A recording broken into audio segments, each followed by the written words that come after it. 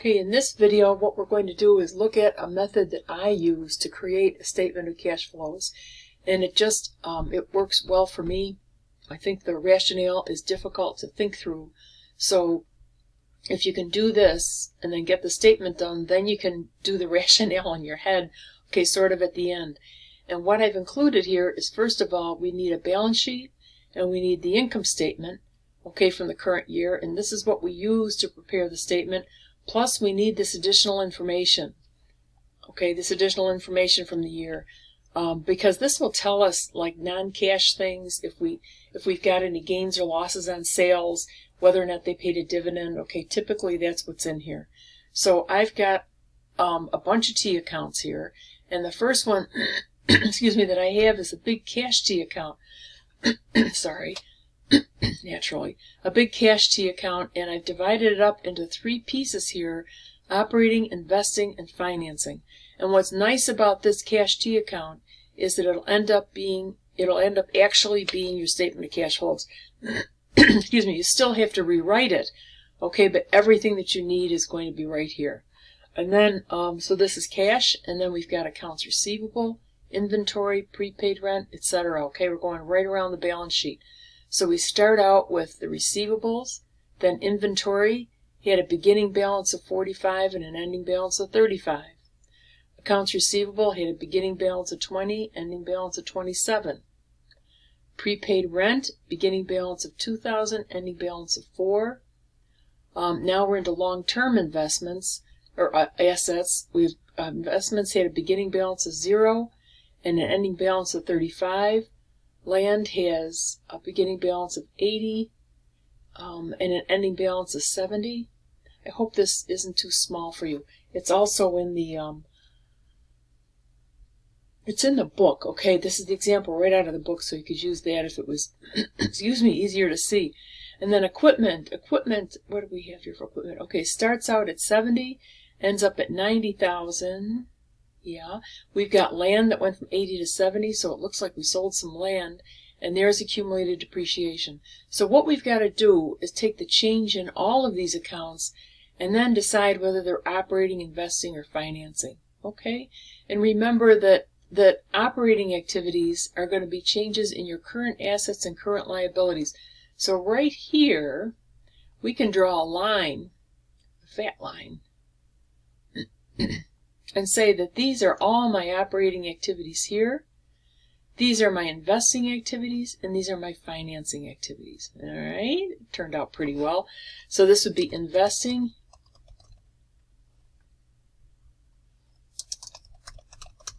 and this, and then here would be financing.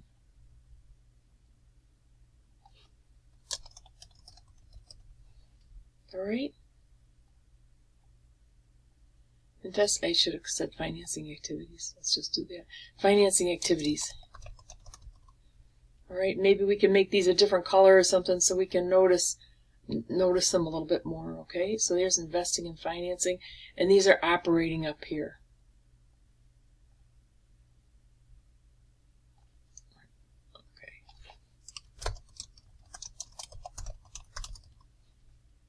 Okay, and we'll make that blue also in bold. Okay, so these are our operating activities, investing activities, financing activities.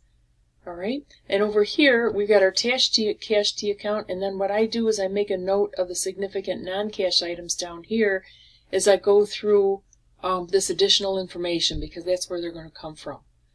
Okay, now the statement of cash flows begins with net income. So net income is $42,000. Okay, so that's our first number in our T account, net income for $42,000. And now we're going to adjust all the numbers in here that were non-cash. Okay, so if our accounts receivable increased, that means that I've got sales that that they didn't pay cash for. Okay? Do you understand? So it went from 20, accounts receivable went from 20 to 27. Our accounts receivable increased, so that means our sales has $7,000 in it that was not paid for in cash. So I'm going to credit or debit accounts receivable here with 7,000. That ties out the T account, and then credit accounts receivable for 7,000 here. And make a little note that it's AR, okay, it's accounts receivable. Okay. Now inventory is a little bit different because inventory goes into cost of goods sold. So inventory, I needed credit here for 10,000. Oops. 10,000.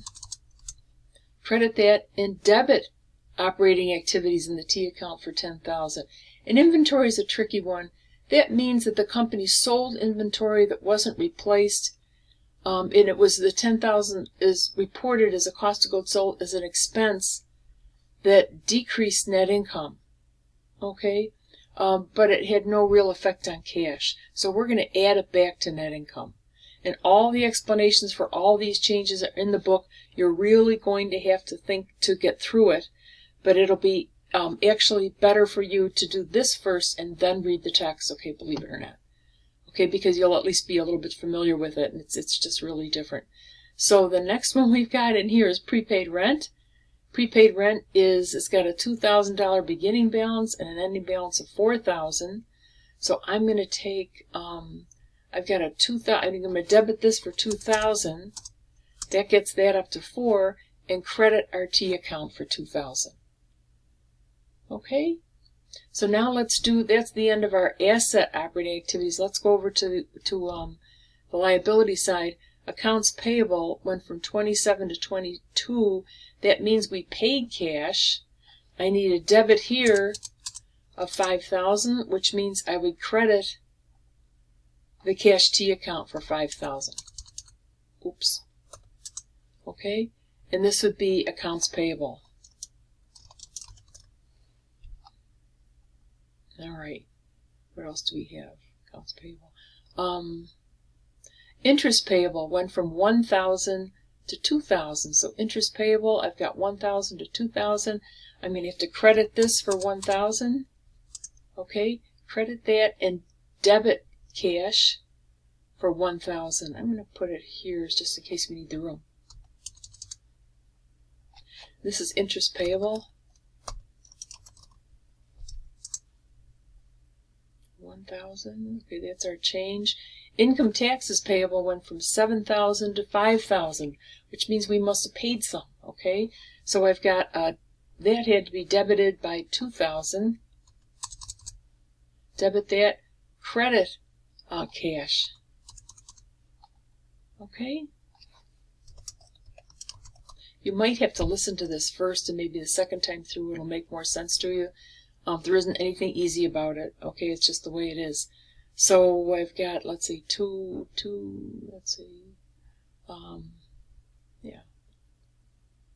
Notice how in this increase or decrease column here, they put the change in the account and whether or not it increased or decreased.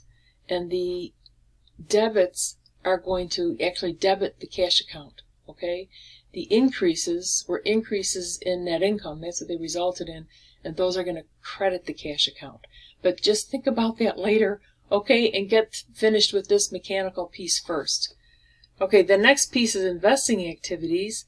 And we can see that we've got investing activities. We've got investments. That looks like we bought some investments for $35,000. So this would be a debit to investments. Oh no, that was a 0. And this is 35. Yeah, okay. And we would credit investing activities. That would be a cash outflow from purchasing investments. So I would say PUR investments, okay? That's what I would call it, just purchase investment. You'll know what it is. And then what else do we have? We've got land that went from 80,000 to 70,000. So we sold land. Now, whenever you see anything like that, you want to go down and check out the extra information that's here. Now, the extra information tells us that we sold land for $6,000. So that's the cash that came in was $6,000. So in the land account, we're going to have $6,000 come in, And it also tells us that result in a $4,000 loss. Okay, so the loss is going to be up here. It's not really a loss. Okay, so we're going to have a loss from sale of land.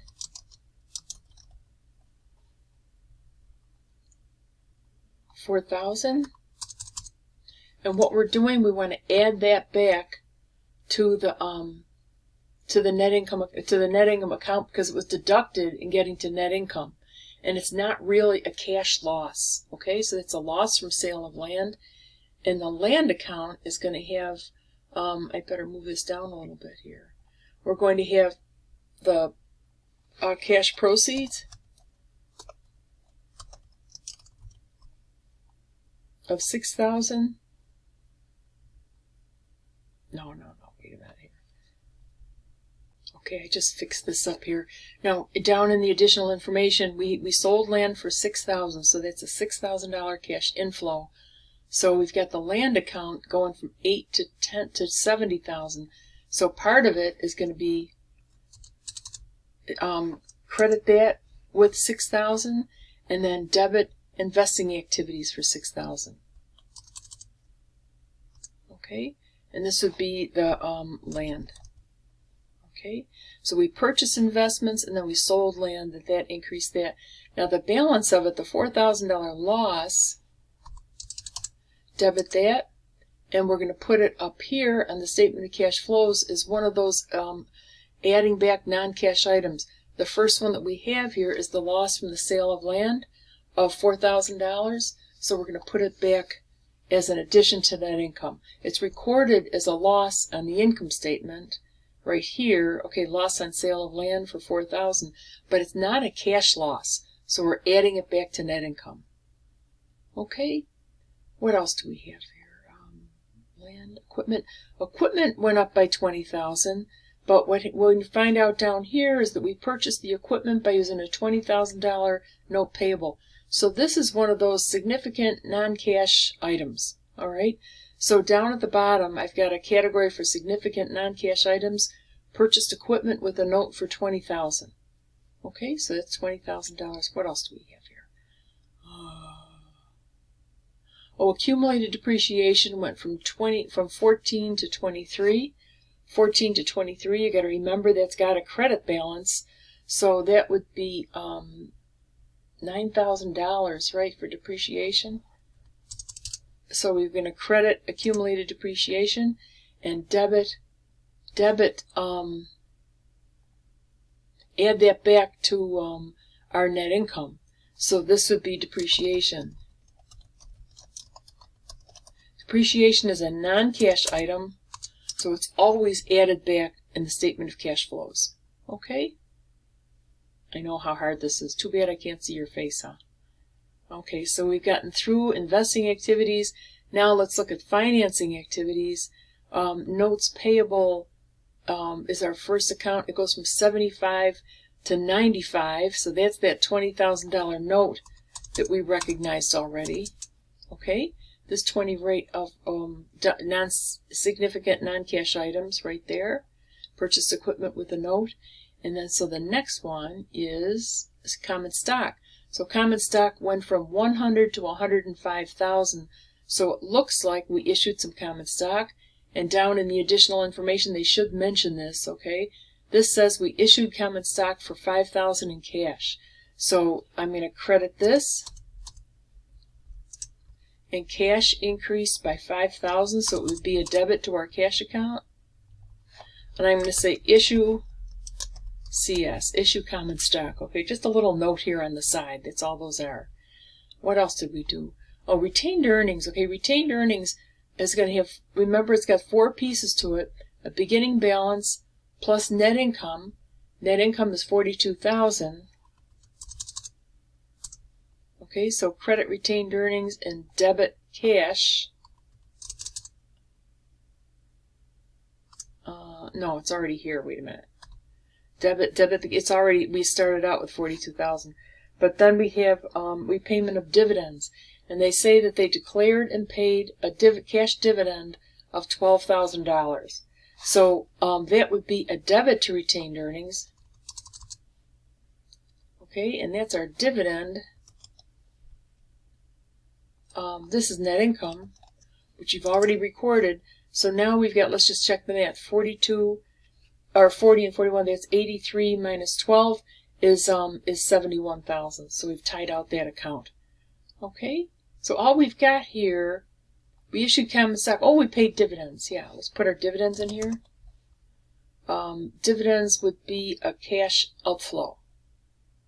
Where'd it go? 12,000. Okay, so now that's the worst part. We've accounted for everything that's down here and the additional information. We've tied out all of our accounts and we've taken the change to a cash T account, and this becomes our statement of cash flows right there. Okay, indirect method. Okay, that's what we're doing. I like the direct method personally better, but it's, believe it or not, harder to learn, so that would be good for you. And we're just going to do one. One is bad enough. Okay, so the first thing we have here is net income for 42,000. Add back items not affecting cash. That's what this is. Of the loss from the sale of land of 4,000, depreciation expense of 9, and I think those are the only two that we have. So now we can start going through here. We've got an increase in accounts receivable.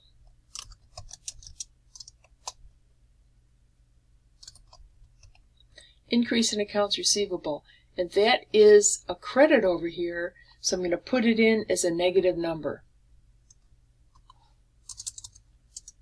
Okay, oops, it doesn't help, does it? Accounts receivable. Okay, increase in accounts receivable, so we got this done. Inventory, a decrease in inventory. So that decreased inventory, but it increased cash, okay? Because, well, whatever, it's an expense on the income statement, so we got to add it back. So inventory of 10,000, that is a decrease in inventory. And that would be a positive number because it's positive here in our T account. Then we've got these three, okay? This would be an increase in prepaid rent. Increase in prepaid rent is 2,000, so that would be negative here.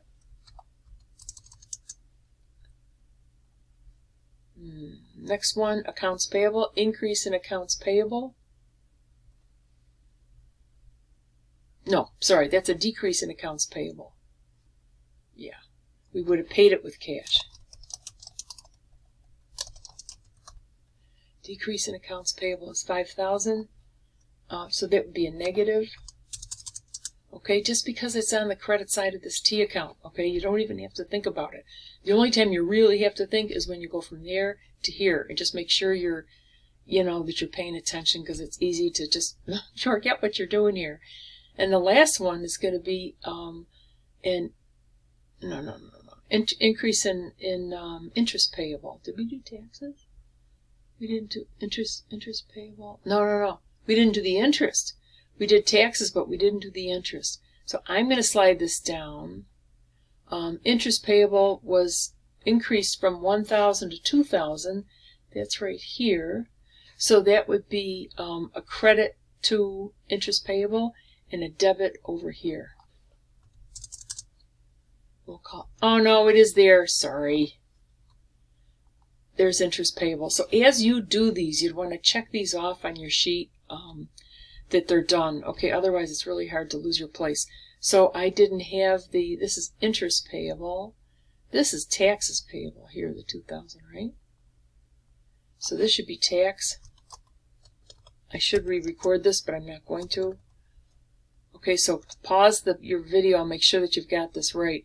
Interest payable is going to be a debit. All right, it's a credit over here. 1,000, so it's going to be a debit here, interest payable for 1,000. Okay, so good. Okay, so increase in accounts payable. Now let's do this. We did accounts payable. The next one we have is interest payable. So that's an increase in interest payable. That means we recorded the expense, but we haven't paid for it yet. Okay, so we're going to add that back to net income. and it's a debit here, okay, so it's increasing cash, so that's exactly right. So what else do we do now? We've got interest payable. The last one is income taxes payable, and income taxes payable decreased. Decrease in tax payable, so that's going to be a negative number because that means we paid it out in cash. Okay, but it wouldn't necessarily be an expense. Okay, so decrease in tax payable of $2,000, and that's our $2,000 from right here. Okay, I'll move this back up. All right, the next thing that so this would be, we can add this up. Let me just see if I got the right number so far. Believe it or not, we do. So this would be net cash flow. I'm going to say NCF, net cash flow from operating activities. All right, and that's equal to the sum of all these.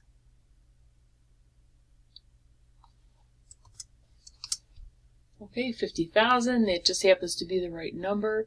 It's always a big relief when that happens. Okay, and these are net cash flows from operating activities. We can make that bold maybe, get a little fancy. All right, so the next thing we're going to do are investing activities. Okay, these would be operating activities. And this would be bold also. Okay, so now we're going to look at investing activities. So we're in the long-term asset part of the balance sheet. The first thing that we have is investments, and we've got a purchase of investments.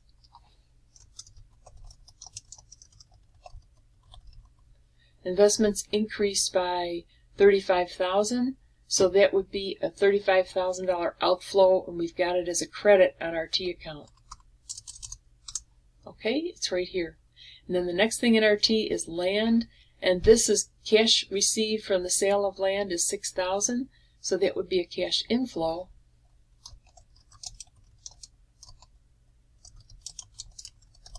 Cash from sale of land is $6,000, and that's a debit. That's a debit on our T account. So we're done there. So now we've got net cash flow from financing or investing activities.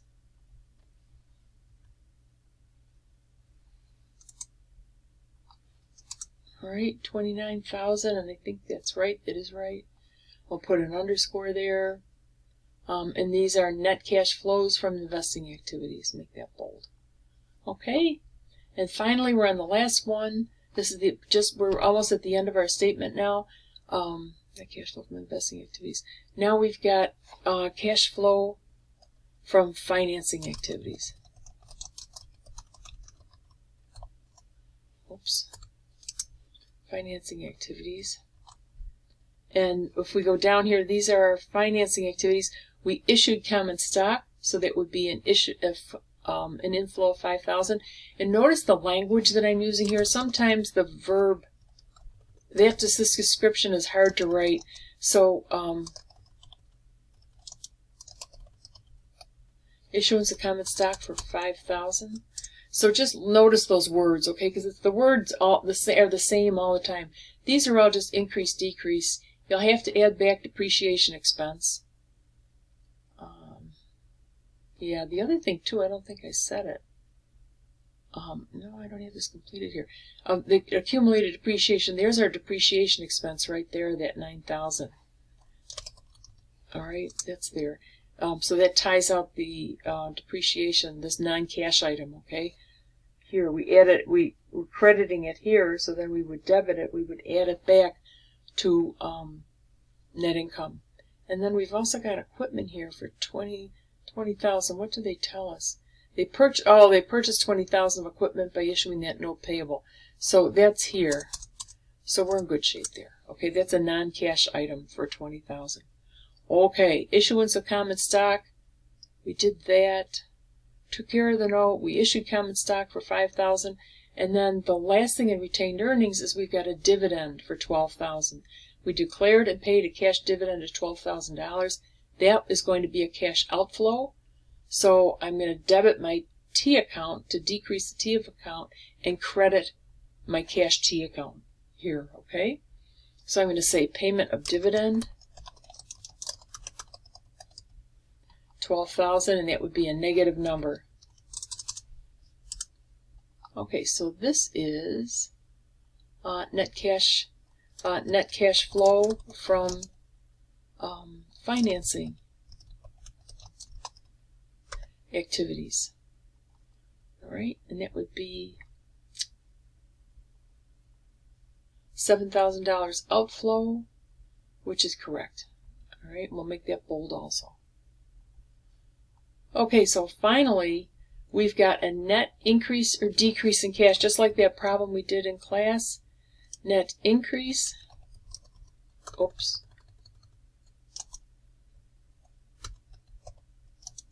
and then in parentheses decrease.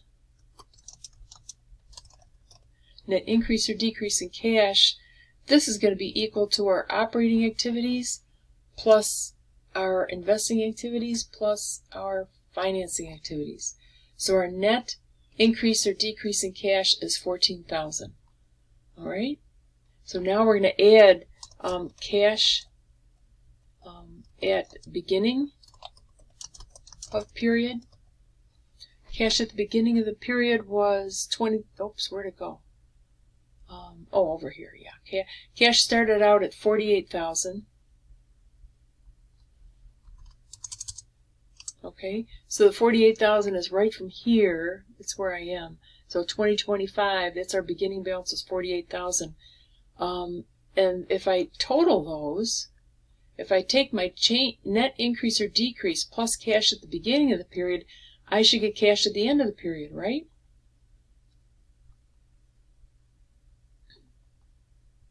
And it's 62,000. We got lucky.